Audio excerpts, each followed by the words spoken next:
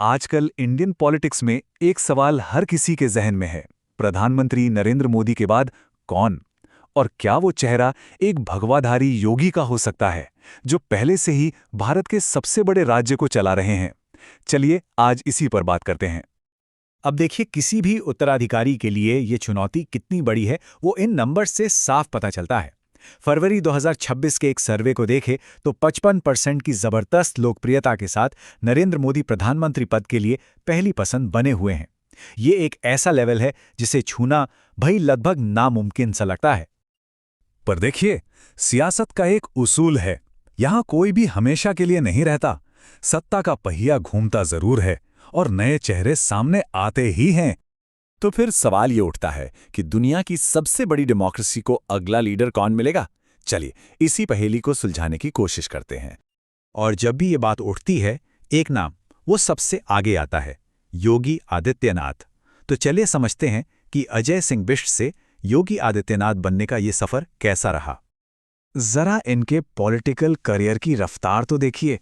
1972 में जन्म, सिर्फ 26 साल की उम्र में सांसद बन जाना, फिर गोरखनाथ मठ के इतने पावरफुल महंत का पद संभालना और फिर 2017 आते आते भारत के सबसे बड़े सूबे के सीएम बन जाना। ये कोई मामूली सफर नहीं है। लेकिन बात सिर्फ इलेक्शन जीतने की नहीं थी। 5 बार सांसद रहते हुए उन्होंने बड़ी समझदारी से अपना एक अलग पावर सेंटर खड़ा किया। उनका अपना यूथ ऑर्गेनाइजेशन हिंदू युवा वाहिनी पूर्वी उत्तर प्रदेश में एक तरह से उनकी अपनी पर्सनल फोर्स की तरह काम करता था, जिससे उन्हें पार्टी के अंदर भी एक अलग ही ताकत मिली। और इसी पावर बेस से निकला गवर्नेंस का एक बिल्कुल नया स्टाइल, जिसे आज सब योगी मॉडल के नाम से जानते हैं। तो ये योगी मॉडल आखिर है क्या? मोटे तौर पर देखें तो इसके 3 मेन पिलर हैं: क्राइम पर जीरो टॉलरेंस की पॉलिसी, हिंदुत्व के आइडियाज को मजबूती से लागू करना और बड़े बड़े इंफ्रास्ट्रक्चर प्रोजेक्ट्स पर जोर देना। अब इस मॉडल में हुआ क्या? हमने देखी कुछ बड़ी सख्त कार्रवाइयां, जैसे विवादों में रही एनकाउंटर पॉलिसी, माफिया की प्रॉपर्टीज पर बुलडोजर का इस्तेमाल और साथ ही बड़े पैमाने पर पुलिस की भर्ती और गो तस्करी पर बैन। यही हार्डलाइन पॉलिसीज आप कह सकते हैं उनकी पहचान बन गई। तो ये बुलडोजर सिर्फ एक मशीन नहीं रह गया, ये एक सिंबल बन गया। जैसा कि सरकार के ही एक आदमी ने कहा था, बुलडोजर योगी के एक्शन लेने के संकल्प और उसे पूरा करने का प्रतीक बन गया है।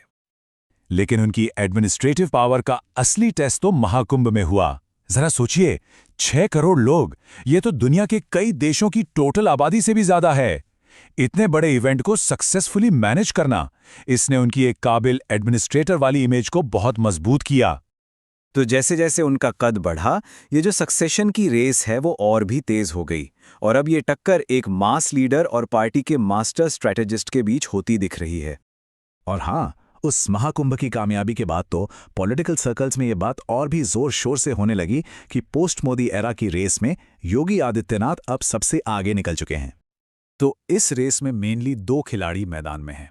एक तरफ हैं योगी आदित्यनाथ, जिनकी ताकत है जनता के बीच उनकी सीधी पकड़ और देश के सबसे बड़े राज्य पर उनका कंट्रोल। और दूसरी तरफ हैं अमित शाह, जिन्हें पार्टी की मशीनरी और रिसोर्सेज को कंट्रोल करने वाला मास्टर माना जाता है।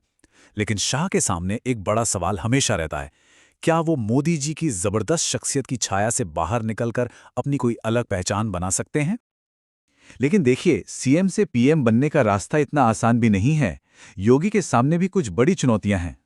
दिल्ली की गद्दी का ये रास्ता आसान नहीं है। कई सवाल हैं, जैसे क्या योगी अपने कट्टर हिंदुत्व वाले बेस से आगे निकलकर पूरे देश का भरोसा जीत पाएंगे? पार्टी की सेंट्रल लीडरशिप के साथ जो उनके पुराने मतभेद रहे हैं, क्या वो उन्हें सुलझा पाएंगे? और एक और बात, वो सीधे आरएसएस से नहीं आए हैं, उन्हें एक लैटरल एंट्री की तरह देखा जाता है। तो क्या वो देश के बड़े बड़े कॉरपोरेट और इंडस्ट्री लीडर्स का कॉन्फिडेंस हासिल कर पाएंगे? ये सब बहुत बड़े सवाल हैं।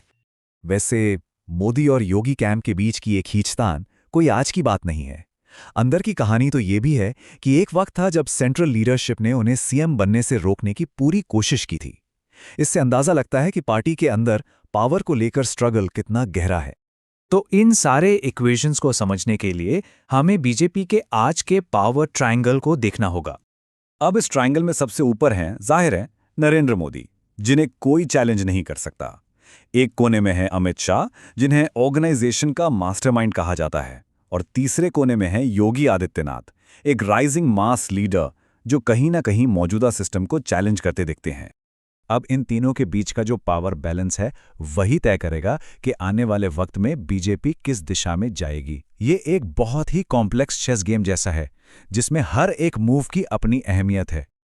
और आखिर में ये सब कुछ एक बड़े सवाल पर आकर रुक जाता है कि इंडिया की रूलिंग पार्टी का भविष्य क्या होगा। क्या ये मोदी की विरासत का कंटिन्यूएशन होगा, या एक नई लीडरशिप के तहत पार्टी कंसोलिडेट होगी, या फिर एक योगी के आने से पार्टी में एक पूरा ट्रांसफॉर्मेशन देखने को मिलेगा। इस सवाल का जवाब सिर्फ एक पार्टी का नहीं बल्कि पूरे देश का भविष्य तय करेगा।